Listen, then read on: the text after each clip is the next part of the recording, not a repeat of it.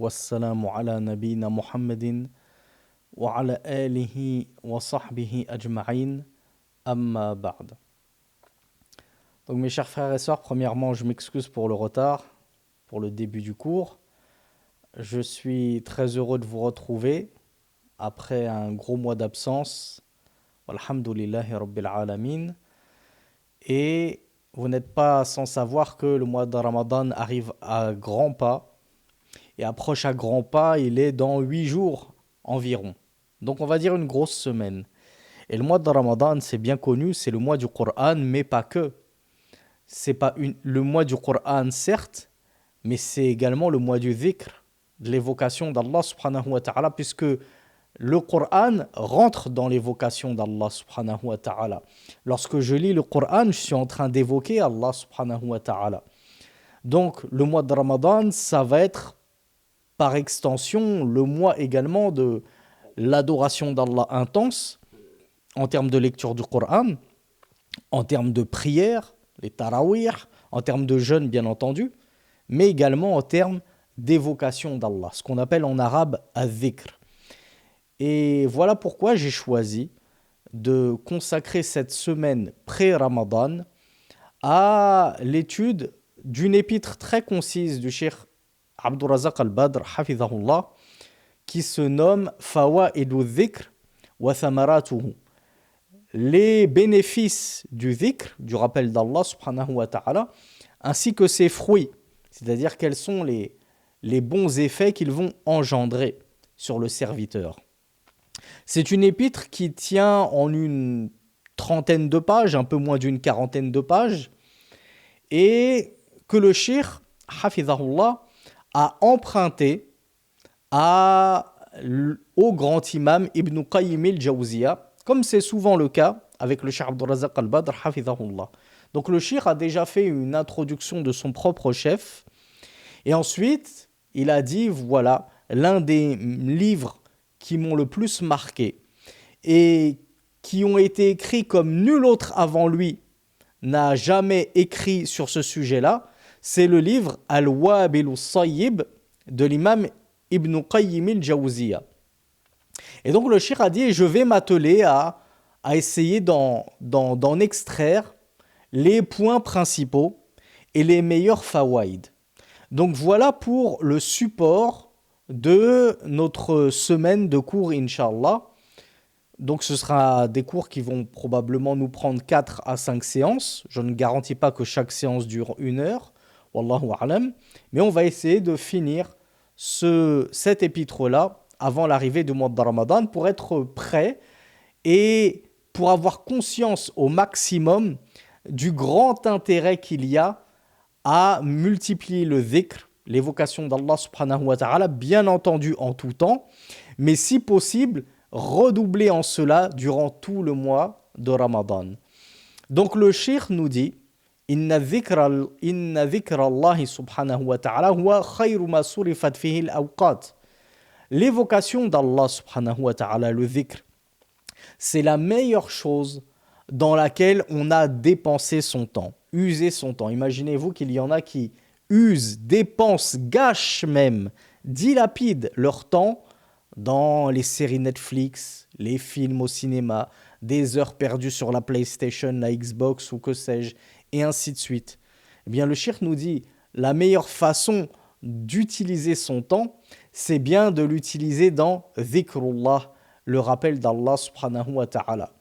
وأزهقت فيه الأنفس وأمضيت فيه الساعات ذكر الله سبحانه وتعالى تطمئن به قلوب المؤمنين أو قلوب المؤمنين وتسكن نفوسهم ويعظم يقينهم ويزداد إيمانهم. Le dhikrullah, le cheikh nous dit, c'est donc la meilleure chose dans laquelle on peut y consacrer son temps libre, ses heures. Et c'est par l'évocation d'Allah, c'est par ce dhikr d'Allah subhanahu wa ta'ala que les cœurs des croyants se tranquillisent. Comme on le verra dans un verset coranique, c'est Allah azza wa jal qui nous le dit. Le cheikh n'invente rien. Il nous dit, c'est par le dhikrullah que les âmes vont s'apaiser. Combien ne reçoit-on pas de messages de personnes anxieuses, stressées, en dépression, etc., ces personnes-là, qu'elles fassent une introspection. Est-ce qu'elles abondent du dhikr dans leur vie? Est-ce que ce sont des personnes qui évoquent fréquemment Allah subhanahu wa ta'ala, ou au contraire, en y réfléchissant bien, je me rends compte que si je suis aussi stressé, anxieux, dans la dépression, dans la déprime, que je broie du noir, c'est peut-être parce que je n'évoque au final que très peu Allah dans ma vie de tous les jours. Je me rappelle très peu d'Allah. Je fais très peu souvent du dhikr. Alors que le shir nous dit, c'est ce qui va justement calmer les âmes, apaiser les âmes, et notamment les âmes anxieuses. C'est par le dhikr que notre yaqin, notre certitude va se renforcer. Encore une fois, combien de témoignages ne reçoit-on pas de frères et de sœurs qui estiment avoir une certitude très faible en Allah, jusqu'au point de douter d'Allah, d'avoir tout le temps des wasawis.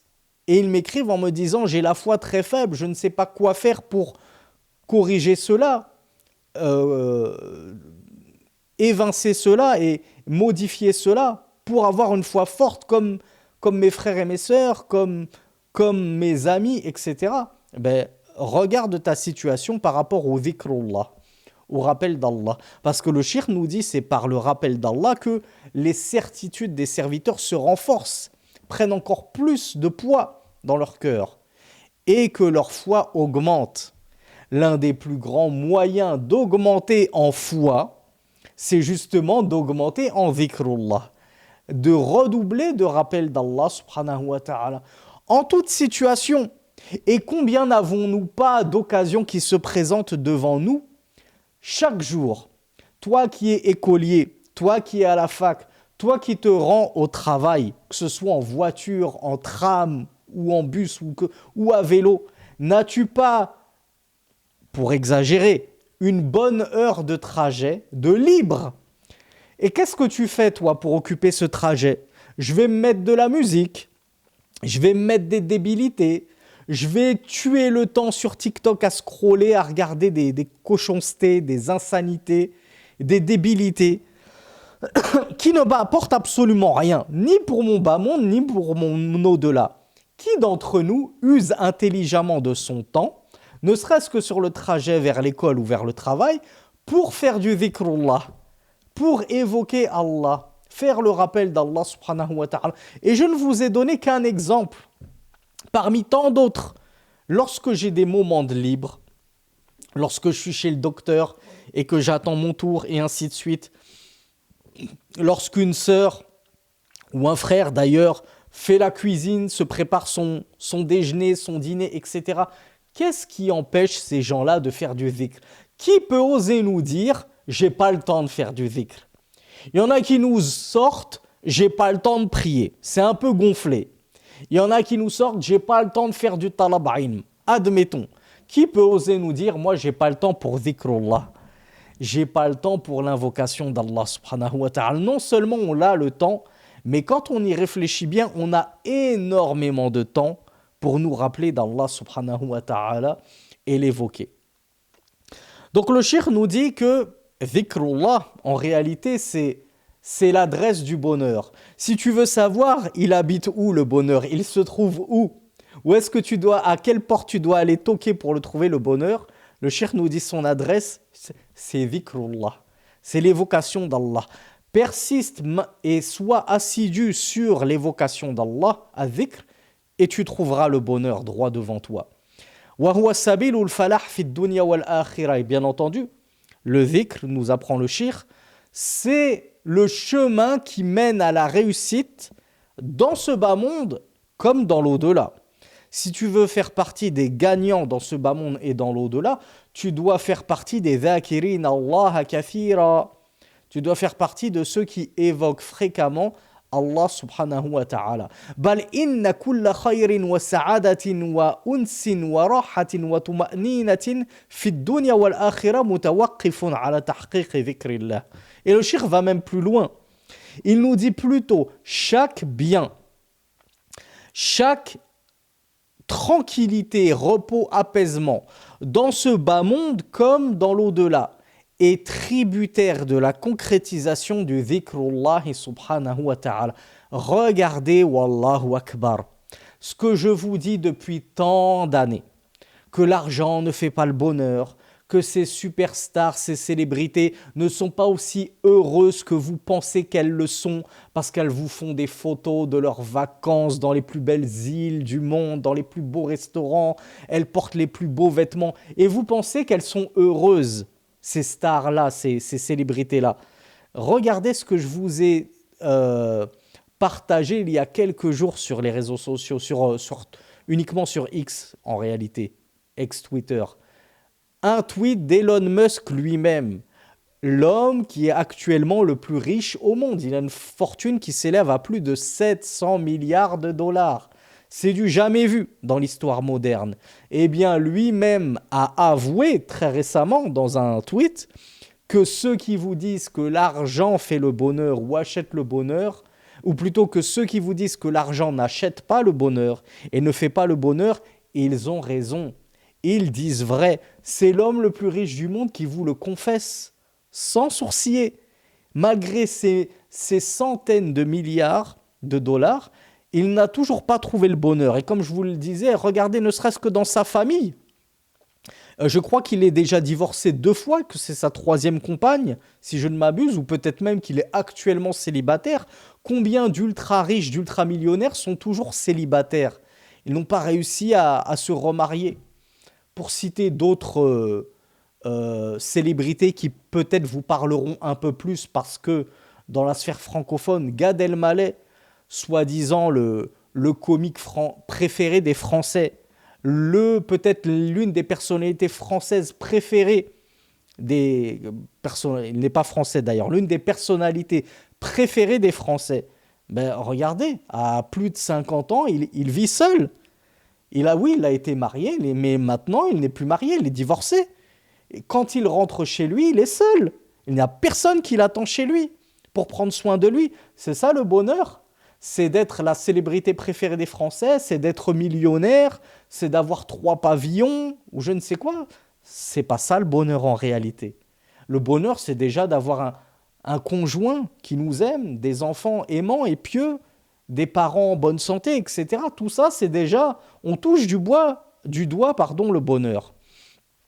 Donc voilà pourquoi le Cheikh Abdul-Razak Al-Badr nous dit qu'en réalité, tout bien, tout bonheur, toute tranquillité, tout apaisement, il est intimement tributaire, c'est-à-dire il dépend totalement de la concrétisation de dhikrullah.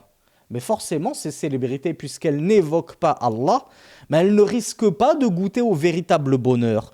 Et ça peut être un bonheur illusoire et temporaire. Ces célébrités peuvent à un moment donné croire qu'elles nagent dans le bonheur. Tout va bien pour moi, c'est la belle vie, je vis ma meilleure vie.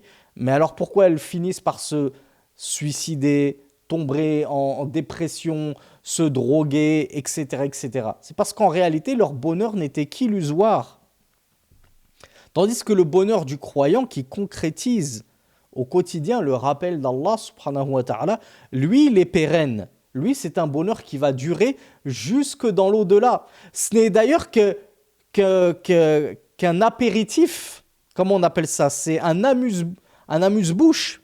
C'est comme une introduction au bonheur qui nous attend dans l'au-delà, qu'Allah nous donne sur terre quand on a cet apaisement par la foi, qu'on est tranquillisé par la foi et par l'évocation d'Allah subhanahu wa ta'ala et qu'on se sent bien. On devrait se dire, mais subhanallah, malgré que je n'ai pas beaucoup d'argent, malgré que j'ai des problèmes, comme tout le monde, dans la vie, eh bien malgré tout, je me sens bien. Et quand je compare ma situation à celle d'autres, je me rends compte que je n'ai vraiment pas à me plaindre. Et encore, si je me sens bien et que je trouve que je nage dans un relatif bonheur parce que moi au moins j'ai une épouse qui me plaît et à qui je plais et avec qui je m'entends bien et qui est pieuse et par laquelle Allah Azza wa Jal m'a donné des enfants pieux, respectueux, droits et je suis en bonne santé et j'ai un toit pour m'abriter et mon frigidaire est toujours bien rempli, je ne manque jamais de rien. Si ça, je trouve que c'est déjà toucher du doigt le bonheur. Alors que dire du bonheur qui m'attend bi'iznillah dans l'au-delà? Et souvenez-vous ce qu'on avait dit dans un cours précédent, où le prophète sallallahu alayhi wa sallam avait dit qu'il y a trois choses qui relèvent du bonheur. Et il avait cité quoi? Des choses, après tout, toutes simples. Une monture confortable, mais qui est fiable, sur laquelle je peux m'appuyer dans les grands voyages. Un toit au-dessus de ma tête, une maison bien douillette, et une femme pieuse. Il m'en faut pas plus en tant que croyant pour savourer le bonheur dans ce bas monde. Et donc, Cheikh Abdul Razak Al-Badr nous dit, si tu veux trouver le bonheur, la quiétude, l'apaisement dans cette vie et plus encore dans l'au-delà, tu dois concrétiser dhikrullah, tu dois évoquer Allah, tu dois faire partie de ceux qui évoquent abondamment Allah subhanahu wa ta'ala, contrario à ceux qui ne l'évoquent pas, qui sont dans l'insouciance. Et le cheikh nous dit bal inna shara'i'a kullaha wa ta'at jami'aha innama shuri'at li'iqamati dhikrillah. Et pour nous prouver qu'il ne raconte pas n'importe quoi, le cheikh, en nous disant après tout bien dans ce bas monde, il est tributaire de l'évocation d'Allah. Si tu n'évoques pas Allah, en réalité, ces biens que tu auras dans ta vie, ils ne seront qu'illusoires, temporaires et éphémères. Le cheikh nous dit, regardez, chaque législation d'Allah n'a été légiférée que pour aboutir au rappel d'Allah subhanahu wa ta'ala. Qu'est-ce que je vous ai dit en introduction? Je vous ai dit, c'est quoi le rappel d'Allah? Ça prend de multiples facettes. Lire le Coran, c'est faire le rappel d'Allah. Vous voyez? Donc, le dhikr, quand on vous parle de dhikr, ne pensez pas que c'est que subhanallah, subhanallah, subhanallah, subhanallah, et ainsi de suite. Faire du dhikr, c'est se remémorer Allah subhanahu wa ta'ala, c'est louanger Allah, c'est invoquer Allah, c'est lire le Coran. Qui pourrait m'apporter d'autres ibadat qui ne sont ni plus ni moins que du dhikr? Alors il y a Yassine qui nous dit les doros par exemple. Effectivement Yassine, des doros, qu'est-ce qu'on est en train de faire là? Si ce n'est parler d'Allah, évoquer Allah, essayer de nous rapprocher d'Allah en apprenant de la meilleure façon sa religion. Halima nous dit la prière, effectivement. Qu'est-ce que la prière si ce n'est du dhikr du début à la fin? Je commence la prière par un dhikr, Allahu Akbar. Le takbir n'est-il pas l'un des plus illustres dhikr? L'une des plus illustres évocations d'Allah? Je suis en train de dire Allah est le plus grand. Ensuite, je lis la Fatiha. On a dit lire du Coran, c'est faire du dhikr. Quand je lis la Fatiha, je fais du dhikr. Et toutes les at-tahiyyatu lillah, toutes ces choses-là, c'est pas du dhikr. La prière du début à la fin, c'est du dhikr. Donc le cheikh nous dit, en réalité, toutes les adorations qu'Allah a prescrites, il les a prescrites pour aboutir à la concrétisation de son rappel, de son évocation. Dans chaque adoration que je fais, je la fais en ayant Allah subhanahu wa ta'ala à l'esprit pour ne pas le dire que j'ai sa mention sur le bout de ma langue. Je pense constamment à lui. Je fais tout pour lui et je l'évoque en toute situation.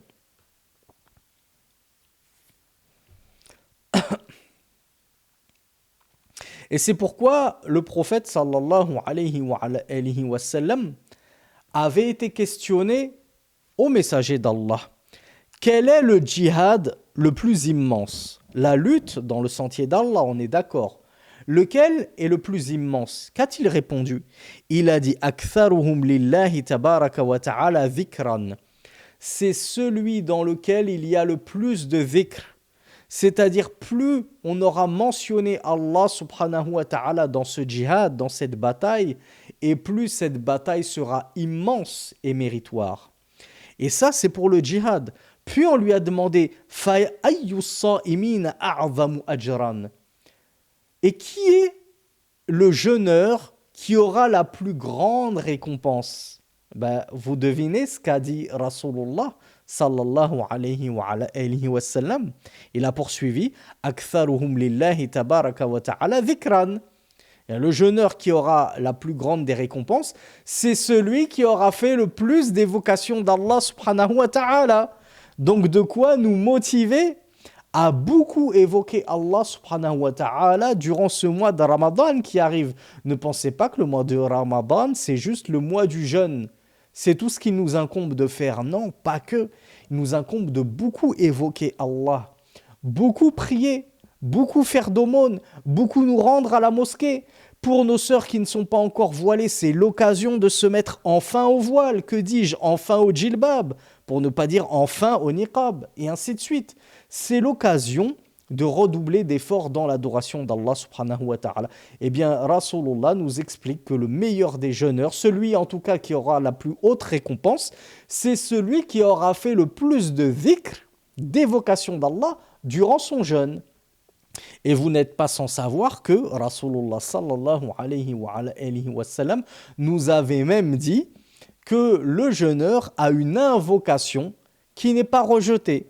Donc, qu'il évoque beaucoup Allah subhanahu wa ta'ala et qu'il invoque beaucoup Allah subhanahu wa ta'ala. L'évocation et l'invocation étant deux sœurs utérines, deux sœurs germaines même.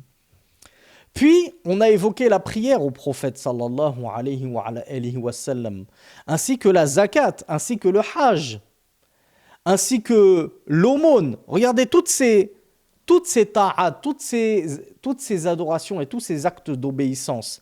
À chaque fois, on lui a demandé lequel est le meilleur ou laquelle est la meilleure. Eh bien, il répondit à chaque fois Aktharuhum lillahi tabaraka wa ta'ala dhikran. La meilleure de ces invocations, c'est celle qui a le contenu le plus de dhikr. Quelle est la meilleure des prières?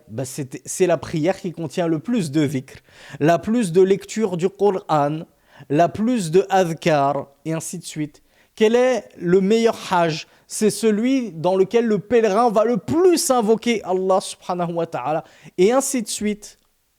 Alors, à l'écoute de ce propos du messager d'Allah sallallahu alayhi wa sallam, Abu Bakr radiyallahu anhu dit à Omar radiyallahu anhu, vous imaginez les deux meilleurs compagnons du messager d'Allah sallallahu alayhi wa sallam côte à côte, et le premier dit au second Ya Aba Hafs dhahaba dhakiruna bi kulli khayr.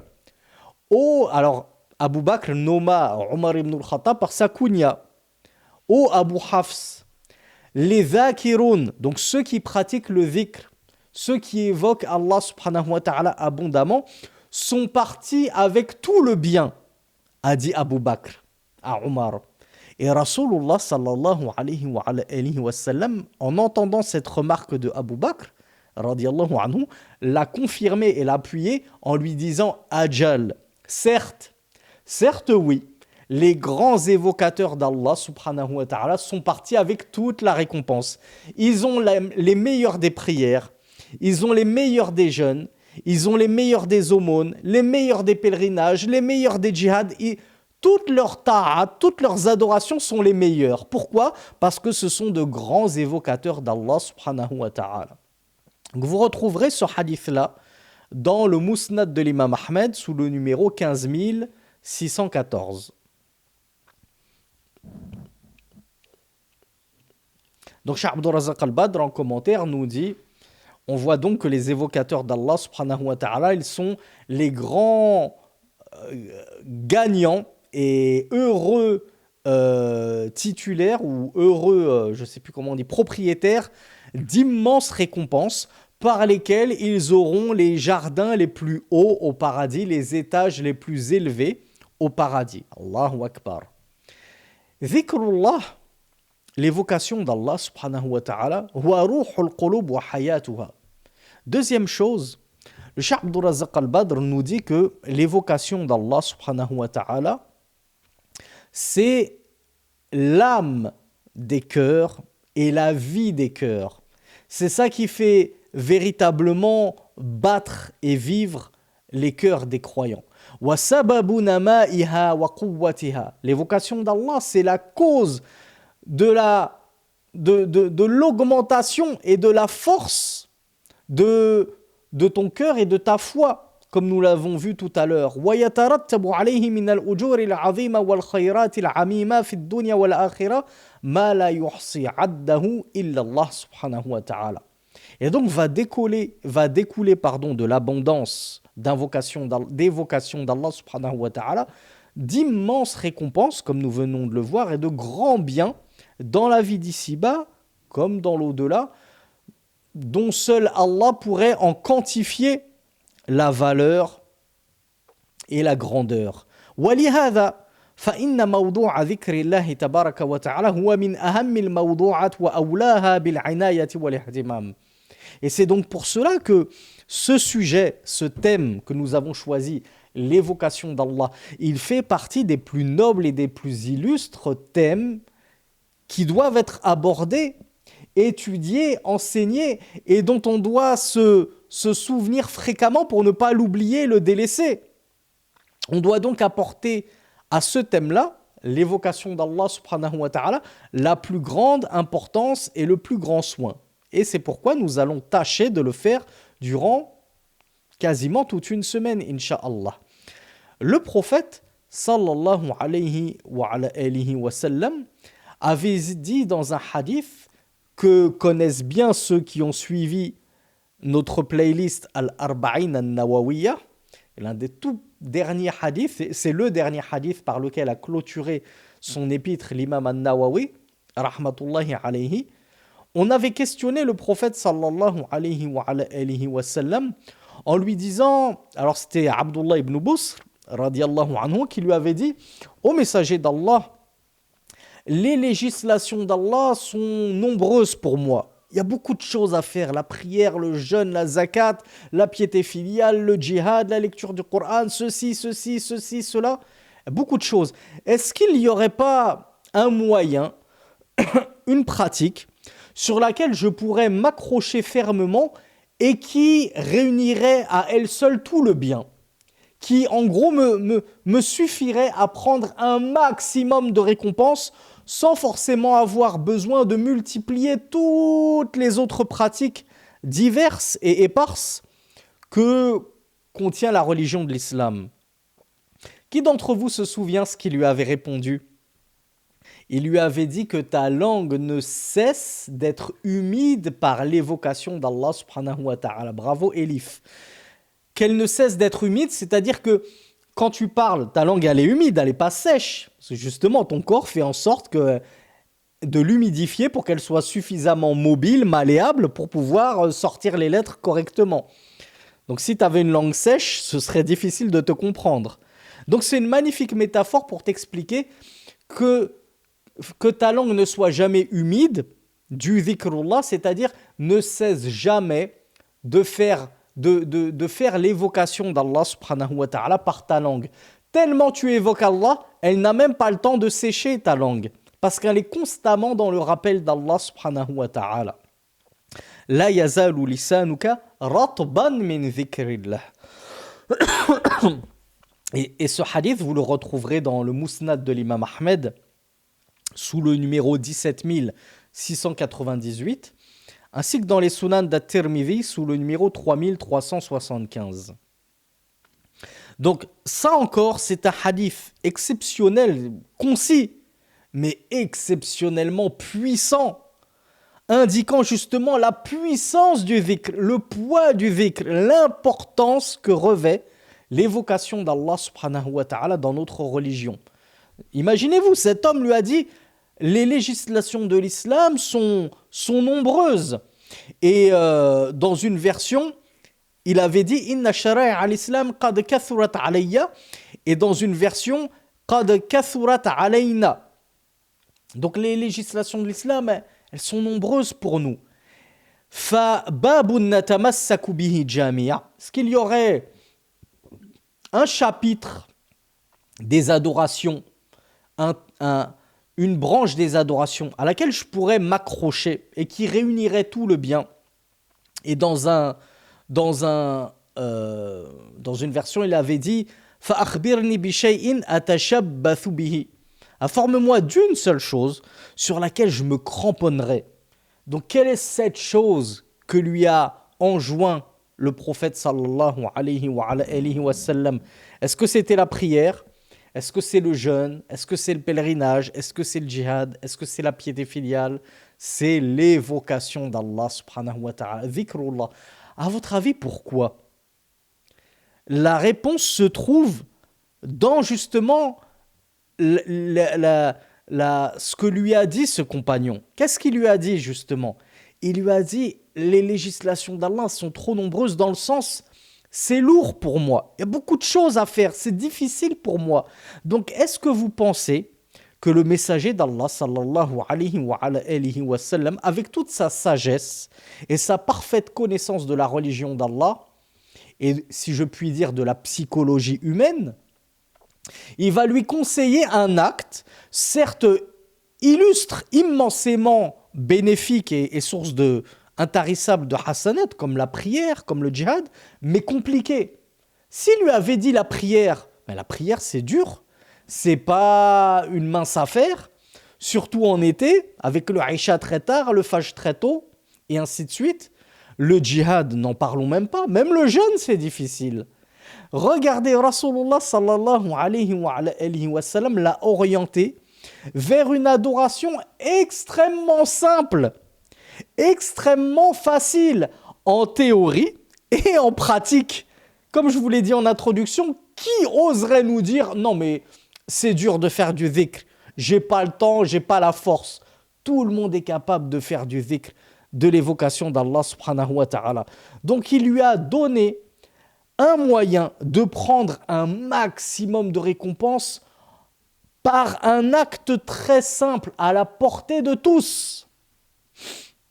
Le blanc comme le rouge comme le noir, la femme comme l'homme, la personne âgée comme celui qui vient tout juste d'atteindre la puberté, le riche comme le pauvre. Tout le monde est capable de faire du dhikrullah subhanahu wa ta'ala et même plus, tout le monde est capable d'abonder, de multiplier dhikrullah. Même le riche chef d'entreprise qui travaille 50 heures par semaine, il est capable de trouver beaucoup de temps pour faire du dhikrullah subhanahu wa ta'ala. Donc le cheikh Abdul Razak Al-Badr nous dit, regarde, médite.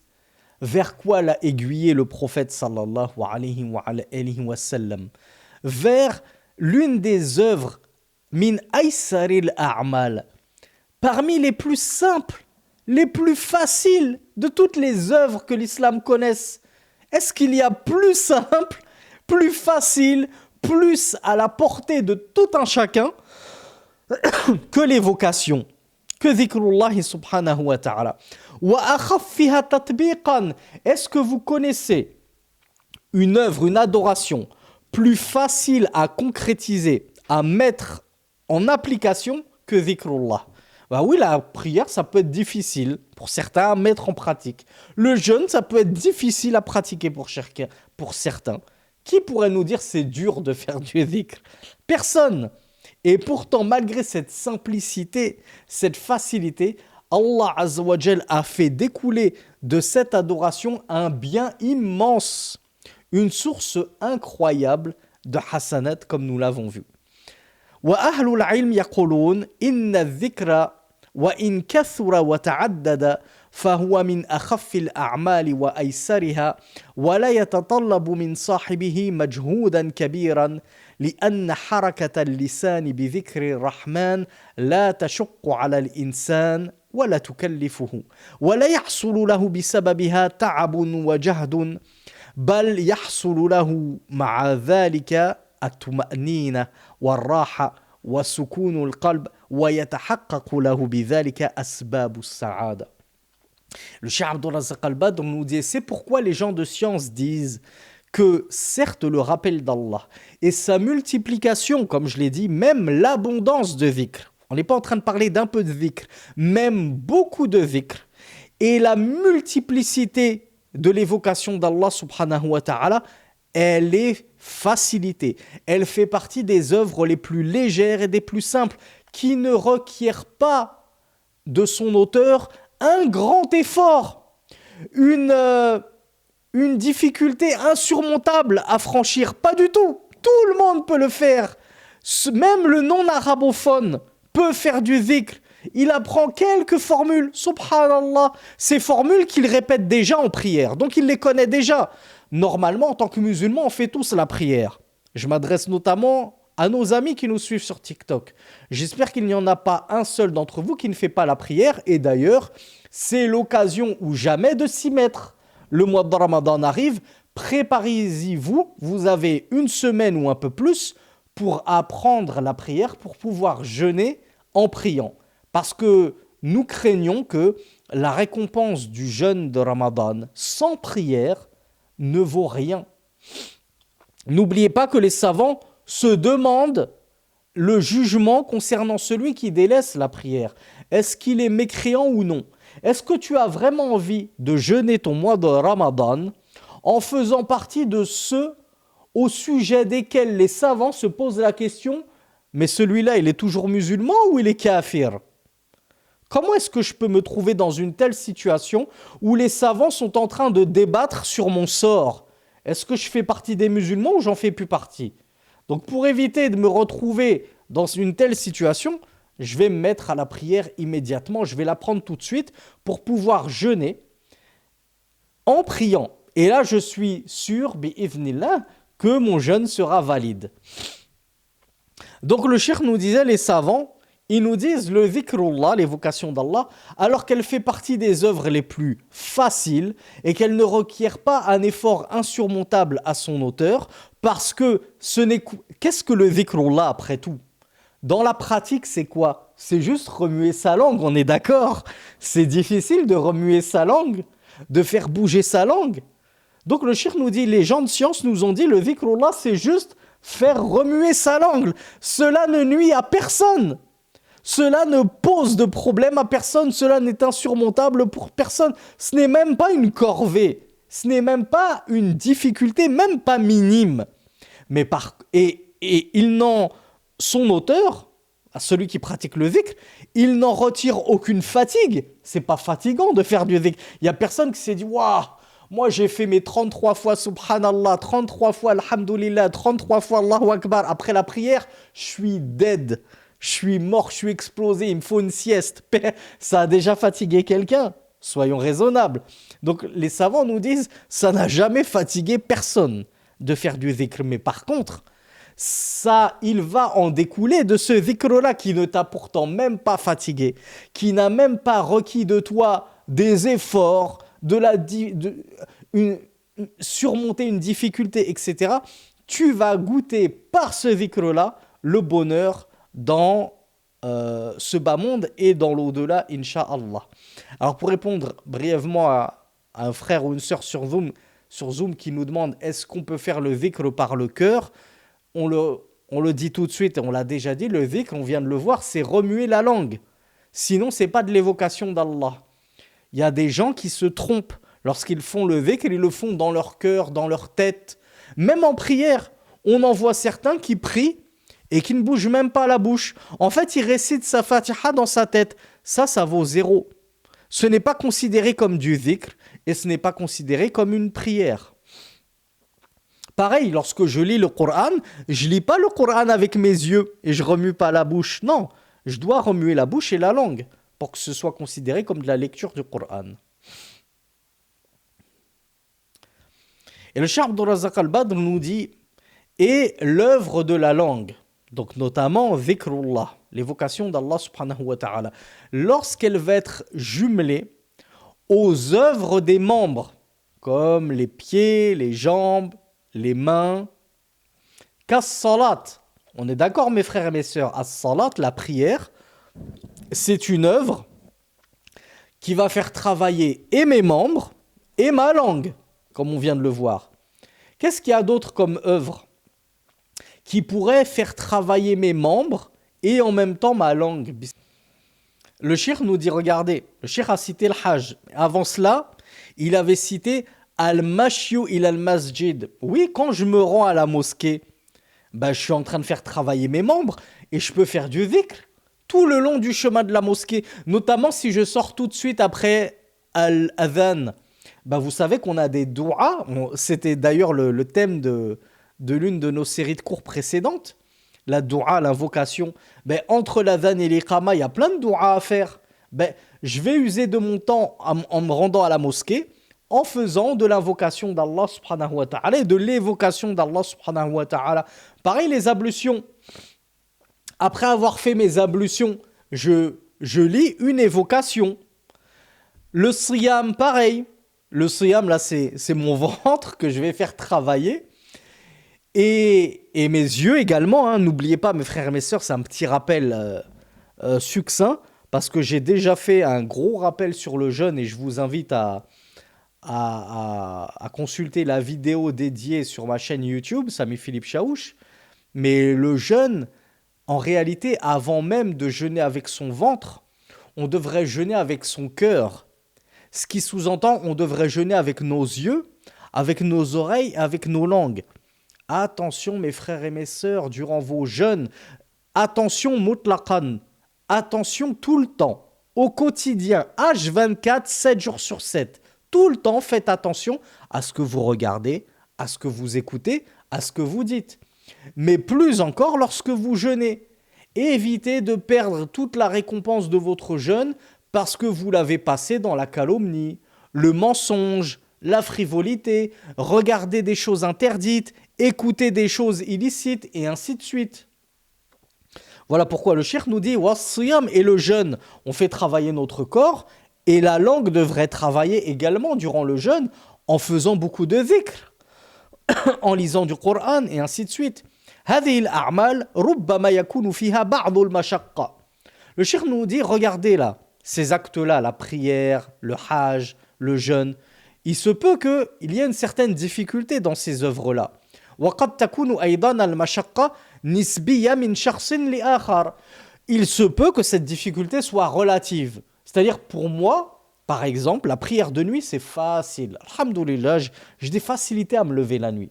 J'ai des facilités à faire 11 rak'a. Pour moi, c'est pas dur. Par contre, ne me parlez pas du jeûne. Ouh, j'ai un mal fou à jeûner. Ah, je peux pas. C'est impossible. Donc, le cheikh nous dit, il y a des adorations qui vont être plus faciles à certains qu'à d'autres. Mais il nous dit, amma dhikrullah, mais l'évocation d'Allah. Falinnas kullihim. Allez, pour tous les gens peuvent s'adonner à l'évocation d'Allah subhanahu wa ta'ala. Ce n'est une adoration dure pour personne, comme on l'a vu. As-saghir wal-kabir, le petit musulman et le grand musulman peuvent faire du dhikr et ce sera facile pour les deux. Personne ne dira non. L'évocation d'Allah, c'est facile pour les grands, mais pour les enfants, c'est dur. Même pour un enfant, c'est facile. Was-sahih wal-marid, on l'a pas encore vu ça. La personne en bonne santé et la personne malade. Est-ce que la personne malade, elle ne peut pas faire de dhikr? Moi, vous savez que je reviens de très loin. Walhamdulillahi rabbil alamin, qui m'a préservé et qui m'a guéri. Mais effectivement, je sais à quel point quand on est entre la vie et la mort sur un lit d'hôpital et qu'on ne peut même pas se lever de son lit tellement on est privé de toute force, on a malgré tout toujours la force de la langue.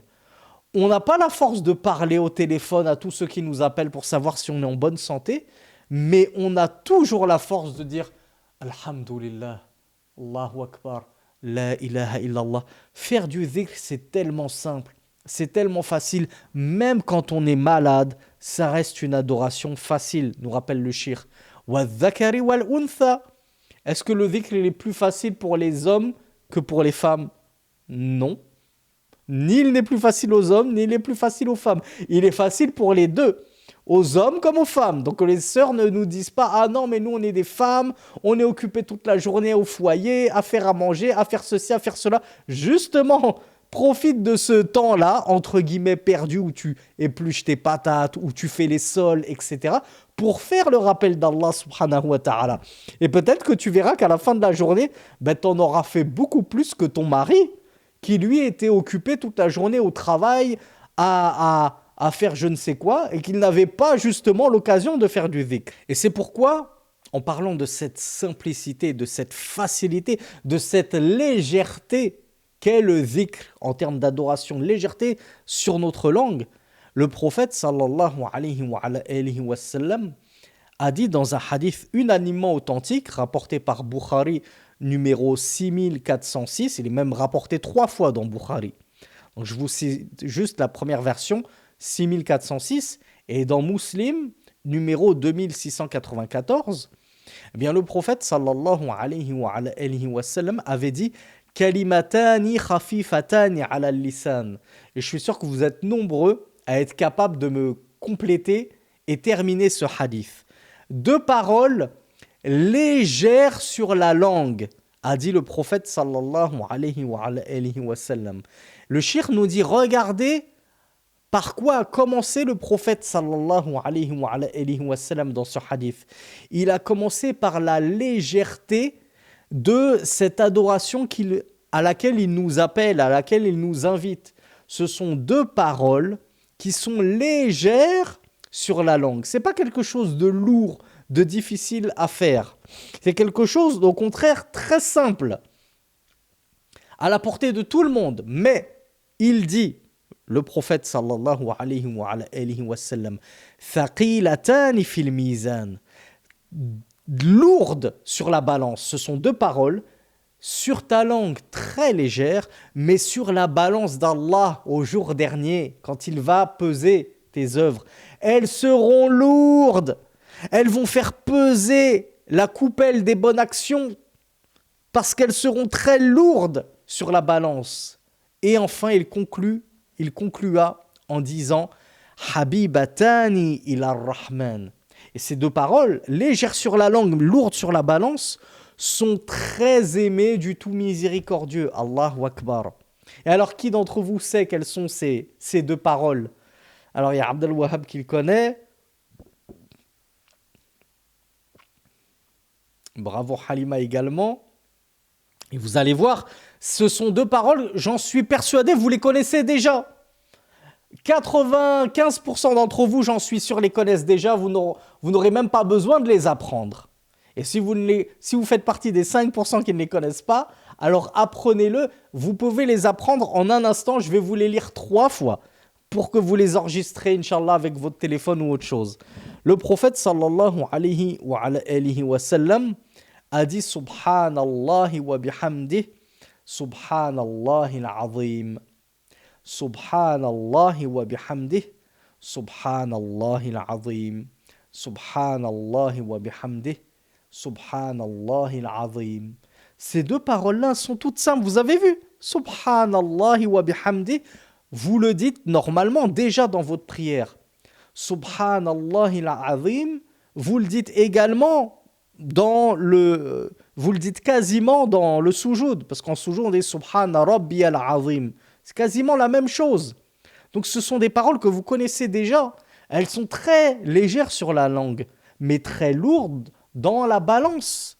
Vous aurez une grande source de hasanat, de récompense yawm al-qiyamah. Et elles sont très aimées d'Allah subhanahu wa ta'ala. Et dans un autre hadith qui va un petit peu dans le même sens, le prophète sallallahu alayhi wa sallam avait dit, et regardez la puissance du dhikr et la source de récompense incroyable qu'apporte le dhikr, il dit, dans un hadith rapporté dans le Musnad de l'imam Ahmed sous le numéro 8873 et dans les Sunan d'At-Tirmidhi sous le numéro 3466, il dit Man qala subhanallahi wa bihamdi, juste celle-là, mais mi'ata marra, ok, là on corse un petit peu, 100 fois, ghufirat lahu dhunubuhu wa in kanat mithla zabadil bahr. Mais la récompense, elle est exceptionnelle. Le prophète sallallahu alayhi wa sallam dit, celui qui dit subhanallahi wa bihamdi, comme on l'a vu, ça c'est une dua que vous connaissez déjà, que vous mettez déjà en pratique dans votre prière. Mais il le dit 100 fois. C'est la seule difficulté. La parole en elle-même est simple. Mais on le dit 100 fois, cette dua-là. Rasulullah sallallahu alayhi wa sallam nous dit, il lui sera pardonné ses péchés. Ses péchés lui seront pardonnés en conséquence de son évocation de 100 fois Subhanallah wa bihamdih, quand bien même il serait tel l'écume de la mer, nous dit le prophète sallallahu alayhi wa sallam. C'est-à-dire, si tes péchés, même si tes péchés sont tellement nombreux, et combien ne reçoit-on pas de témoignages? Combien fréquemment ne reçoit-on pas de témoignages de frères et de sœurs qui désespèrent de la miséricorde d'Allah. Ils nous disent, mais moi j'ai fait ceci, moi j'ai fait cela. Encore très récemment, j'ai un frère qu'Allah lui facilite, qui m'a confié avoir forniqué avec sa propre sœur à cause de sa consommation de substances illicites et d'alcool. Donc, dans sa folie et son ébriété, mais il a commis l'irréparable, ce qu'on pourrait croire comme impardonnable, ce que lui pensait être impardonnable. Et il était au bout de sa vie. Il me disait, comment Allah il va me pardonner ça, comment faire, j'arrive plus à rien, etc. Mais ce frère-là et d'autres frères et d'autres sœurs oublient la puissance du dhikr et oublient la grandeur d'Allah et la grandeur de son pardon. Et Allah, il pardonne tous les péchés. Pensez-vous que un inceste, aussi horrible soit-il, soit pire que le shirk? Jamais. Abshir ya akhi, abshir ya ukhti. Tu es musulman, tu es musulmane, tu possèdes ce joyau que ton Epstein là, ou Epstein, appelez-le comme vous voulez, ni lui ni aucun autre ne possédait. Parmi les grands satanistes, etc., qui ont commis les pires crimes, toi tu as un joyau par lequel Allah subhanahu wa ta'ala te pardonnera. Même s'il t'introduit en enfer pour t'expier tes fautes un certain temps, il finira par te pardonner et t'emmener au paradis. Pourquoi? Parce que tu as dit La ilaha illallah. Ce que n'ont jamais fait ces infidèles, ceux qui sont morts dans le koufr et qui ont commis peut-être des atrocités moins graves que les tiennes.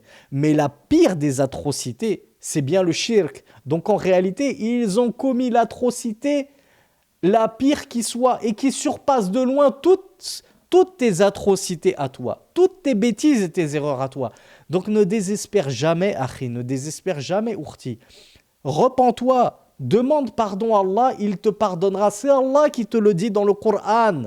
Demandez-moi pardon, je vous pardonnerai.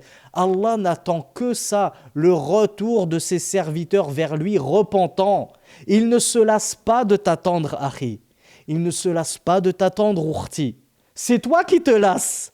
C'est toi qui as désespéré d'Allah, de sa miséricorde, de sa clémence. Mais lui, il l'attend. Il attend que tu reviennes vers lui, même jusqu'à la fin de ta vie, à 80 ans, il t'attend toujours. Il attend toujours pour te pardonner. Tu n'as qu'une chose à faire. Astaghfirullah. Demander pardon, regretter sincèrement, concrétiser le repentir en ayant un regret sincère et en coupant ce péché, en ayant la résolution de ne plus y retourner. Et là, tu seras pardonné, même si tes péchés te paraissent innombrable, impardonnable, j'ai fait trop de mal, je me dégoûte, qui voudrait de moi, même moi je me veux pas moi-même, même moi je peux même plus me regarder dans un miroir, comment Allah il pourrait pardonner ça? Allah il a pardonné à cet homme qui avait tué 100 personnes, il va pas te pardonner à toi parce que tu as commis une horreur, certes c'est une horreur, mais une fois dans ta vie, l'autre il a tué 100 personnes, sans horreur, et Allah lui a pardonné. Pourquoi il ne va pas te pardonner? Et regarde ce que vient de te dire Rasulullah sallallahu alayhi wa sallam. Si tu dis 100 fois Subhanallahi wa bihamdi, Allah te pardonnera tes péchés quand bien même ils seraient aussi nombreux que l'écume de la mer. Et comme on l'a dit, en réalité, ça répondra à la question d'un frère ou d'une sœur sur Zoom, c'est les petits péchés bien entendu. Parce que les grands péchés, c'est entre guillemets encore plus simple que de dire 100 fois Subhanallah wa bihamdi pour les pardonner. Il suffit juste de s'en repentir. C'est tout simple. C'est vrai en théorie, c'est tout simple. Je me repens d'un péché. Rasulullah sallallahu alayhi wa sallam nous a dit At-ta'ibu min adh-dhanbi kaman la dhanba lah. Celui qui s'est repenti d'un péché est comme celui qui n'avait jamais péché. Donc Allah te l'efface. Mais qui d'entre nous a la force de dire « Moi, je ne retournerai plus jamais à ce péché. Je le coupe maintenant et je suis résolu à ne plus jamais y retourner. » Et surtout, qui a la sincérité de vraiment regretter ce péché? Parce qu'il y en a qui s'engagent à arrêter le péché, à ne plus y retourner, mais ils ont de la nostalgie. Ah, c'était bien quand même cette époque où je fréquentais les filles. J'avais une nouvelle petite copine par mois. Je me suis bien amusé. Maintenant, ça y est, j'ai 60 ans. Je vais me ranger. C'est terminé, c'est derrière moi. Je te promets, Allah, je recommencerai plus jamais. Ouais, mais tu n'as pas regretté en fait ce péché-là. T'as même des moments de nostalgie où tu y repenses avec un petit sourire en coin. Ah, c'était bien quand même. C'était la belle époque. Ben ça, ce n'est pas un repentir. Parce que pour que ton repentir efface ce péché, tu dois vraiment le regretter. Tu dois être sincère dans, dans, dans ta demande de pardon. Mais celui qui demande pardon à Allah mais qui ne regrette pas, mais il n'est pas sincère, ce n'est pas un véritable pardon si tu ne regrettes pas ce que tu as fait.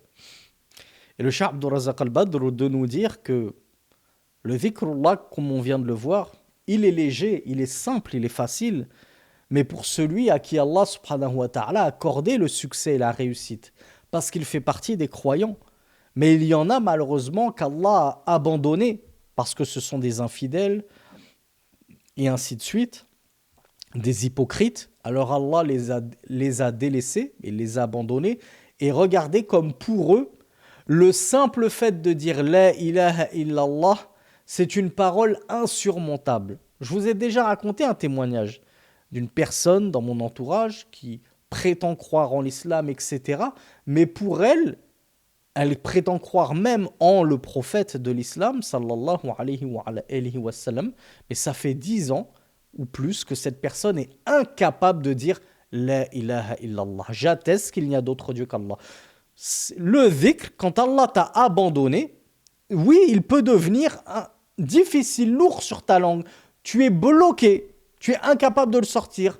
Comme justement les hypocrites qui, lors de leur mort, sont incapables de dire La ilaha illallah, sont incapables de faire le témoignage de foi. Et parmi les signes qu'Allah subhanahu wa ta'ala t'a abandonné et s'est détourné de toi, wal'ayadhu billah, qu'Allah ne nous compte pas parmi ces gens-là et fasse que nous ne fassions jamais partie de ces gens-là, le shirk nous dit, c'est celui qui va trouver de la lassitude à évoquer Allah.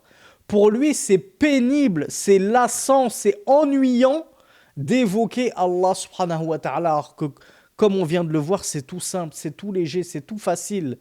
Ben, il y en a qui vont trouver cette facilité déjà ennuyante, lassante, la flemme. Ben, le cheikh nous dit ça, c'est un très mauvais indicateur. Ça, ou plutôt, c'est un bon indicateur qu'Allah t'a délaissé et t'a abandonné. Donc, c'est très mauvais signe. Si tu trouves le dhikr pénible, lourd, ennuyeux, et ainsi de suite. Alors, le cheikh ensuite nous narre ce dont je vous ai parlé en introduction, qu'il estime que l'un des meilleurs livres qui a été écrit sur le sujet, c'est Al-Wabil al-Sayyib de l'imam Ibn Qayyim al-Jawziyya, rahmatullahi alayhi. Et il nous dit que l'imam Ibn al-Qayyim, comme à son habitude, lorsqu'il se lance dans une affaire, et il est très exhaustif, il creuse le sujet, il va jusqu'au bout, à tel point que Shaykh al-Islam al-Thani, donc l'imam Ibn al-Qayyim, a dénombré pas moins de 70 faïdas. Il a réussi à relever plus de 70 faïdas. Donc une faïda, c'est un avantage, un bénéfice du dhikr, de l'évocation d'Allah subhanahu wa ta'ala. Et le Cheikh Abdul Razak al-Badr nous dit qu'il va essayer justement de résumer les plus importantes dans cet ouvrage-là. Donc on va s'arrêter là, bi'idhnillah, et on verra la première et les suivantes, bi'idhnillah, tout au long de cette semaine. Jazakumullahu khayran. Merci pour votre fidélité. Je reconnais que je vous retiens très très tard le soir, mais il va falloir qu'on prenne l'habitude parce que les tarawih arrivent très très bientôt, incha'Allah. Jazakumullahu khayran wa barakallahu fikum. Wa sallallahu ala nabina Muhammad. Subhanakallahumma wa bihamdika ashhadu an la ilaha illa ant. Astaghfiruka wa atubu ilayk. Et à demain, incha'Allah ta'ala. Wa akhiru da'wana anil hamdulillahi rabbil alamin.